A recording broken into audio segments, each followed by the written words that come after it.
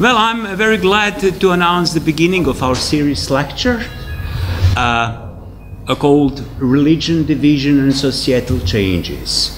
This is the first lecture in this series, and we are starting with some actual themes which are connected to religion and politics.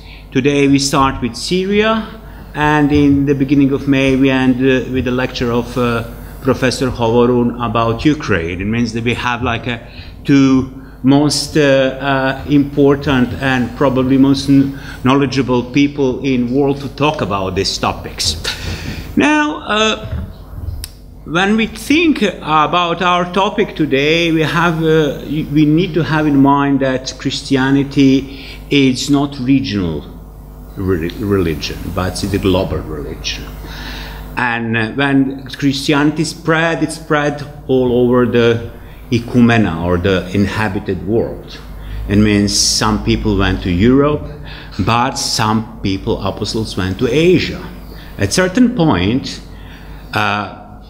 one kind or one form of Christianity, Syriac or Aramaic Christianity, actually occupied the space from China to the Mediterranean Sea.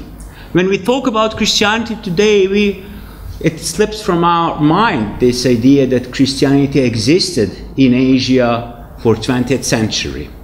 Unfortunately, what we experience today is that certain Christian culture in the Middle East and its Near East are on the verge of distinctions. We know that some Aramaic Christians are just, we can count them on numbers, not more than a couple of hundreds. The same thing is with Syrian Christians. Just to mention the data Professor Tamcke mentioned yesterday, when he was in 1975 in the region, Jordan, Syria, and Eastern Turkey, there were 250,000 Christians in that region. Today we have less than 2,000. It tells something how these people, and this is a very interesting and global cultural phenomenon and very important branch of Christianity, which in some sense affected what we call today Byzantine Christianity, from which tradition Serbian and other Balkanic churches derives. Now, this topic, we have, as I said, the best expert in this topic today, Professor Martin Tamcke. He's a professor at the University of Göttingen. He's a professor of Ecumenical Theology, of Oriental churches, and history of missions. He's a pastor of Lutheran Church, son of pastor and grandson of pastor, who as a young student went to the Near East and faced the culture in which he fell in love, and he started to cherish this culture, like these few biologists who are actually trying to preserve certain extinct species. Professor Tamcke is trying actually to do this with Syrian Christianity. Today it's an astonishing fact. Today we have more Syrian Christians in Germany than we have in Syria. That's the fact. Today we will talk about a topic which actually it's connected with the recent war in Syria, and it's connected with the region of Eastern Ghouta where some Christians lived. Before I say, I would like to just give you a couple of data about Professor Tamcke's career. He studied theology at the University of Göttingen. He did his doctoral thesis and his habilitation at the University of Marburg. He traveled to the Middle East and met a lot of people and made a lot of contacts. He's author and editor of around 80 books. Has connection with 40 universities worldwide. He's honorary doctor from 4 universities worldwide, 2 in Finland, 1 in neighboring Romania, and 1 in India. he has and cherishes all these contacts around the world, and this is his first visit to Belgrade. We hope that we will continue our cooperation, because as I know, there is agreement signed between University of Belgrade and University of Göttingen under the Erasmus Plus program, and which allows staff and university students to visit. Professor Tamcke, thank you for your visit. Please tell us something. Thank you very much for the invitation.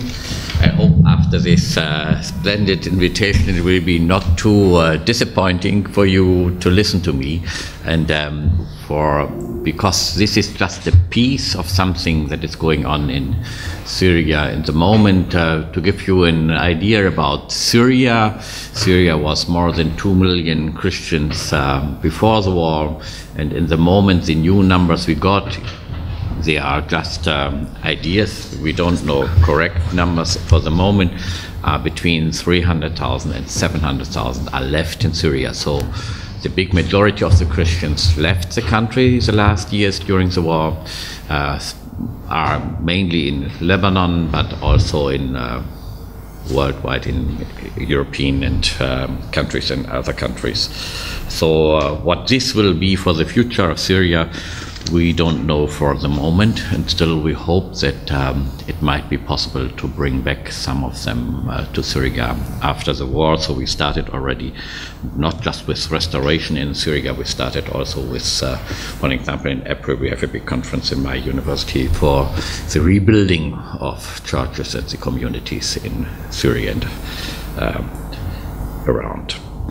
So on 26 February 2018, Ignatius Afrem II, Patriarch of the Syrian Orthodox Church, sent an open letter to the General Secretary of the World Council of Churches, Reverend Dr. Tveit.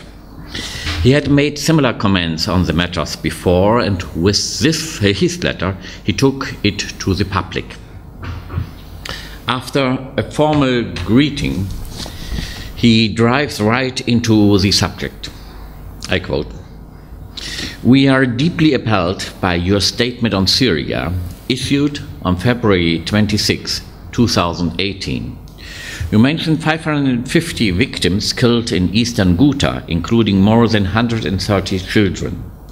However, you neglect to mention hundreds of civilians, including many children, killed by the mortars and missiles coming from Eastern Ghouta, especially when most of these mortars have long targeted areas populated by Christians from churches which are members of the WCC, World Council of Churches. His intention is clear. He wants the protest held by the World Council of Churches against the violent approach of the government troops, which led to numerous deaths among civilians and children in Eastern Ghouta, to at least be questioned. The Patriarch does not mean to outright disagree or challenge the facts about the fights in Eastern Ghouta. He rather wants to raise public awareness for something he has been criticizing before and continued to criticize after writing this letter: the Council's bias. Targeting, I quote, "targeting of civilians on all sides should be indeed condemned. Your statement clearly shows a biased position concerning what is happening in Syria in general and in Damascus in particular. As a council of churches representing its members, including those of us who live in Syria, your statement should have been apolitical, more pastoral, and reflecting the position of the great majority of Christians in Syria. It is obvious that your information on what is happening in Syria lacks accuracy and objectivity. Such an unbalanced statement will be used as a political tool serving a political vision of Syria's future, which does not necessarily express the views of the majority of the Syrian people, including Christians. We remind you that the local churches continue to witness for Christ and seek to serve all the Syrians in a Christian spirit despite the daily danger. We feel that the way the World Council of Churches is dealing with the churches in Syria is that of exclusion and indifference towards the voice of the churches. Therefore, we hope that the World Council of Churches once again becomes the voice of the suffering churches in Syria and to convey to the entire world the reality of what they are going through. We pray that the conflict in Syria ends soon and that peace and security prevails so that all Syrians may live in harmony and contribute together to the rebuilding of their country and the future of their children. A short reminder of what happened in Eastern Ghouta. It is impossible to adequately summarize the events, and they have been the object of extensive investigations. The siege of Eastern Ghouta in the northeastern suburbs of Damascus has received worldwide attention until the end of April 2018. Around 400,000 people lived in a region of approximately 100 square kilometers, among them several thousand anti-government forces. Starting in late autumn 2017, rebels acting out of the Damascus region fired mortars and short-range missiles at the eastern districts of the city, killing and injuring numerous civilians and causing considerable damages. Just like in 2012-2013, the old city district, Bab Tuma, that's the main Christian quarter of Damascus, was also affected by the attacks, as were the northeastern and southeastern suburbs. That's all the suburbs where Christians are mainly living in Damascus. They are all predominantly Christian neighborhoods that lie close to the southwestern border of the rebel-controlled areas of Eastern Ghouta. These districts were the easiest targets for the rebels' close-range mortar shells. Other missiles had further range and had hit districts in the eastern parts of the town, causing destruction on a larger scale. Those were the attacks pointed out by the Patriarch of the Syrian Orthodox Church. While the number of victims was significantly lower than in Eastern Ghouta, that's the impression we have according to the numbers we know in the West, but I take it with some hesitation.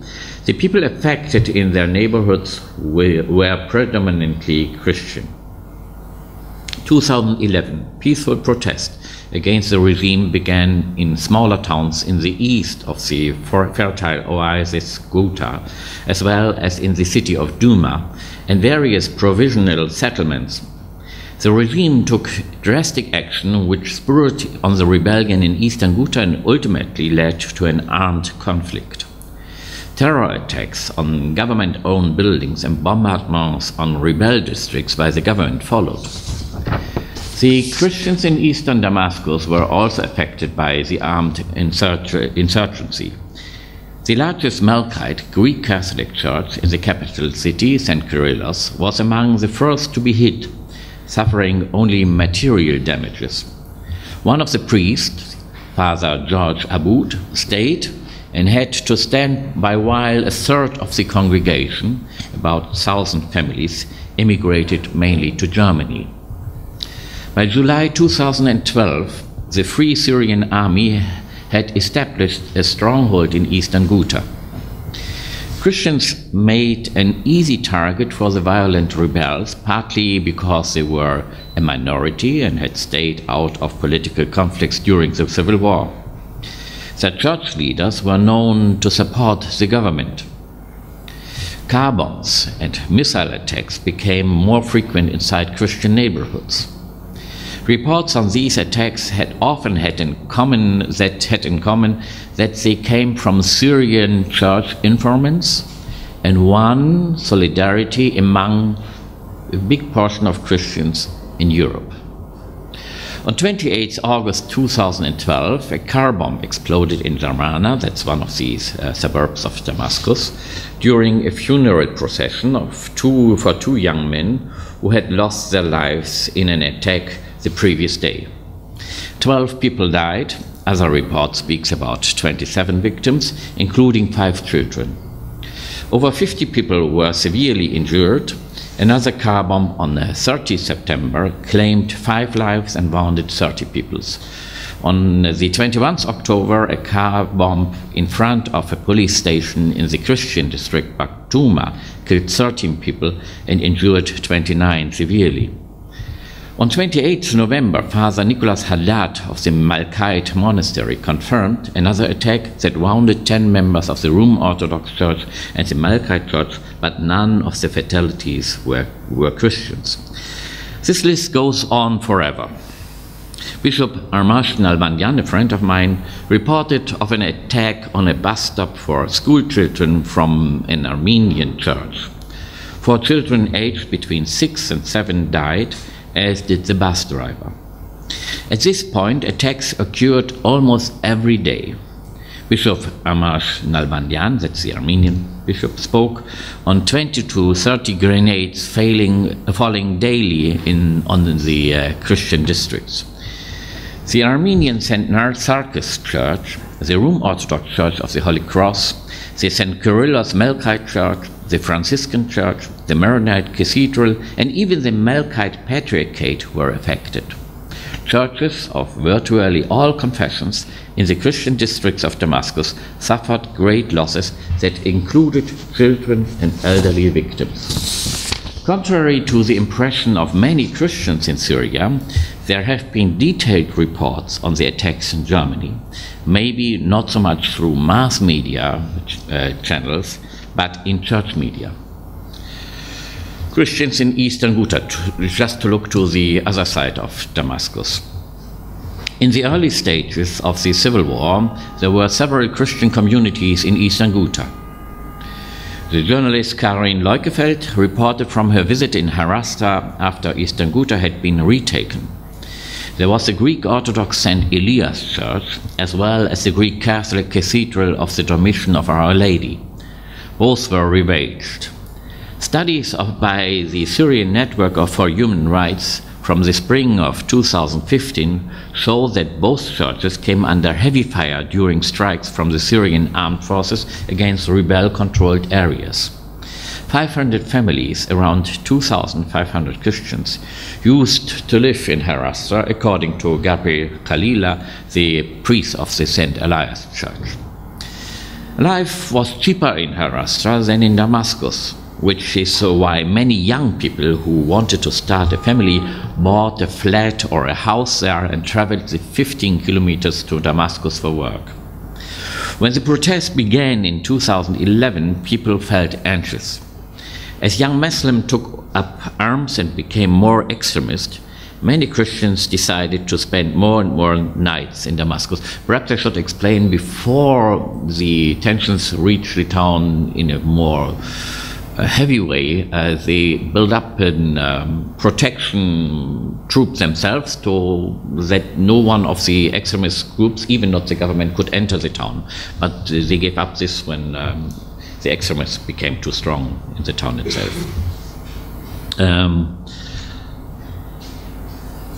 In Erbil, with a population of around 75,000, there used to be the Greek Orthodox St. George Church, but it was already a thing of the past. An interview with teachers from a school in Erbil sheds light on the events. I quote, "Sadly, there are no Christian families left in Erbil. They left for Damascus and Malula." Malula is an old traditional village not so far from Damascus, where the people up to today still speak Aramaic, so it's an exception in Syria. When the regime began to fire bombs in this area. The church itself was damaged on the outside by mortar shells fired by the Syrian government in the spring of 2013 and came under fire the following September, which caused it to burn. In the district of Daraya, the southwestern suburbs of Damascus, only the ruins of 2 churches are left standing. The Roman Orthodox Church St. Tekla was first shot at on 26 November 2012, followed by 3 more attacks. The Melkite Church of St. Paul was severely damaged by a barrel bomb in February 2014. The last priest of the community, Abuna Mayas, went abroad. Looking back in May 2016, he said that there were no Christians left in Daraya. This is not surprising. Daraya had a large Sunni community and it declared its position against Assad early on. Towards the end of August 2012, the Syrian army began with heavy assaults both on the ground and in the air and attempted to take the district without success. These attacks and massacres by the armed forces claimed hundreds of lives in the early phase alone. Most of the population fled until the end of 2012, including the members of both Christian churches who lived in their own neighborhood. The suburb was under siege from government forces for 4 years, and after starving and exiling the last remaining inhabitants, they ultimately retook the area on the 25th August 2016. There is no questioning the rigorous tactics of the rebels, but 63% of the Christian buildings have been targeted, I quoted, have been targeted by government forces, end of quotation. Father Hannah Gonaim was a priest from one of the Melkite churches in the area around the capital. This happened in an area of Damascus that is known as an Islamist stronghold. At the same time, I led the Theological Institute of the Patriarchate. For the most part, I could fulfill my duties without any problems except for occasional difficulties, end of quotation. You could not return home after a visit to Vienna in the summer 2012 because the situation in Damascus escalated around July and August that year. A year later, he described his former occupation. I quote, "The parish that I looked after in Damascus does not longer exist. The district in the suburbs of Damascus where it was located was taken by rebels who drove out all the Christians. That is why I could not practice in Damascus anymore. I have tried to help the people in my hometown from abroad ever since." The Melkite parish comprised 130 families, making it around 600 people. All of them were driven from their homes. Closing remarks, and I want to encourage you to go into a discussion with me if you like, or if I can explain something. When the city was surrounded 2017 and provisions ran out, there were hardly any Christians left. The consequences of the war in Syria for the different Christian communities in Eastern Ghouta should be considered paradigmatically. Entire regions where Christians were a particularly small minority were evacuated or the people were driven out. In Damascus, where Christians found larger communities, they were attacked by missiles. But does that mean that churches were targeted, as it was described in reports? It is a part of the war in Syria, according to Archbishop Nassar's appeal, I quote, "that we live under constant fire, indiscriminately, like Russian roulette, which is unpredictable," end of quotation. The letter from the Patriarch should be considered in the context of partiality for Assad's regime. Christians felt dependent on the regime in the face of radical Islamist threats. Despite the critical situation in the Christian district of Babtuma, the Patriarch managed to gather the accredited Syrian diplomats to a New Year's Eve reception on the 23rd January 2018. In his speech, he expressed hope that 2018 would be the year to end violence. He thanked the diplomats and their governments for the solidarity with Syria and asked the international community to help stop the support of the militia and any irregular armed troops from abroad. In the Syrian state media, Sana, this read as follows, I quote, "Patriarch Afrem II hailed the achievements and victories realized by the Syrian Arab army amongst terrorism in cooperation with the supporting and allied forces. He called upon the governments which are involved in supporting terrorism to stop their support and to work on restoring security and stability to Syria." End of quotation. It was not the first time the Patriarch showed his position publicly His Syriac Catholic colleague, Patriarch Ignatius III, took a similar stance in an interview for the Catholic weekly newspaper Die Tagespost. I quote, "We Christians feel not only ignored, but deceived by Western politicians. We are the indigenous population of the Middle East. We are neither responsible for nor complicit in this fight. We have no militia. We do not want to attack the government. We have lived peacefully in our countries and were uprooted, banished, abandoned, and forgotten." End of quotation. It was not just in recent years that Christians and their church leaders in Syria were under the impression that Western politics, but also Western Christians, had no compassion to their fate.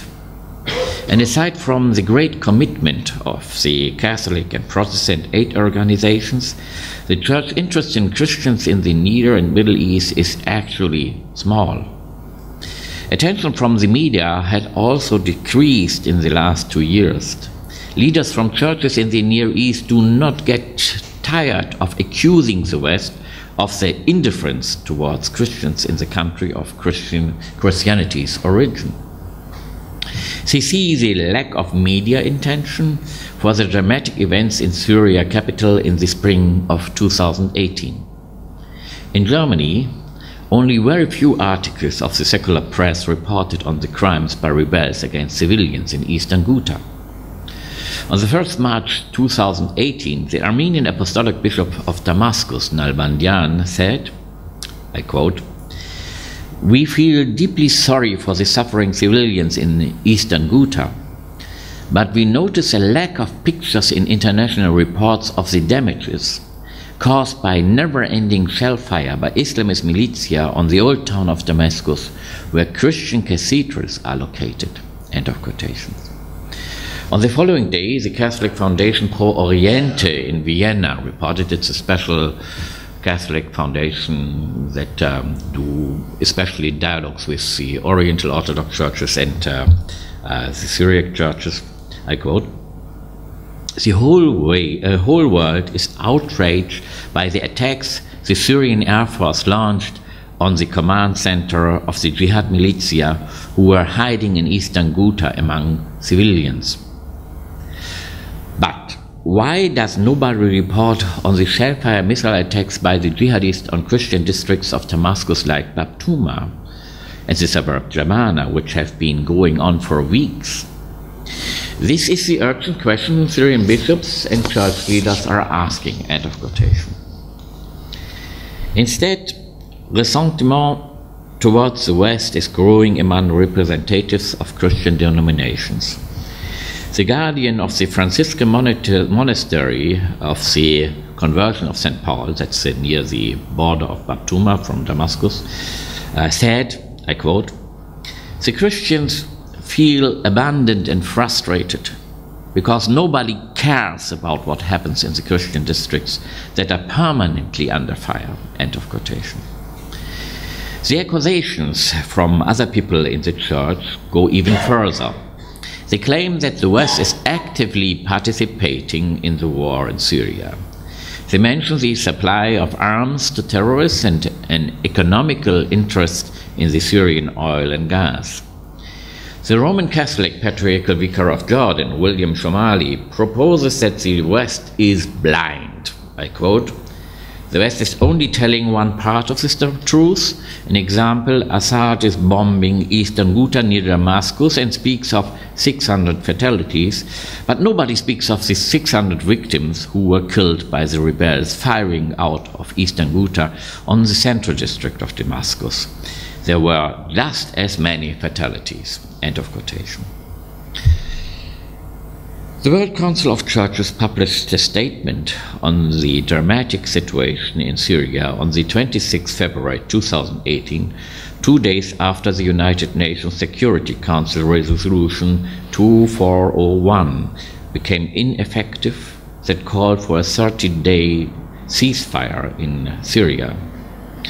The number of victims has been confirmed at 550 casualties, among them 130 children, since the beginning of the final battle in Eastern Ghouta. The statement comes to the conclusion that the continuation of the military offensive against the civilians was morally reprehensible and in violation of international humanitarian law. The Syriac Orthodox Patriarch responded with his letter on the 2nd March to the General Secretary of the World Council of Churches. He expresses dismay over the Council's report on 550 families in Eastern Ghouta and their disregard for the civilians killed in Damascus, particularly in the Christian districts. The report showed the World Council biased position. The demand for an unpolitical World Council of Churches is at odds with the Patriarch's own partisanship. To ask for an unpolitical statement from the Church when Syrian warfare violates international humanitarian law is rather indicative also of the Church leaders' bias. Nevertheless, the reaction from the World Council of Churches concerning the events in Eastern Ghouta does not pay regard to the situation of the Christians in Eastern Damascus. In fact, the Patriarch's letter can be read as an expression of the religious fragmentation in Syria, which tries to enter international church practices through this discourse. The first reaction that would be expected is solidarity among Christians. Only then Muslim civilians among Assad's enemy would come into the focus. Thank you very much for listening, and I hope we have a fruitful discussion.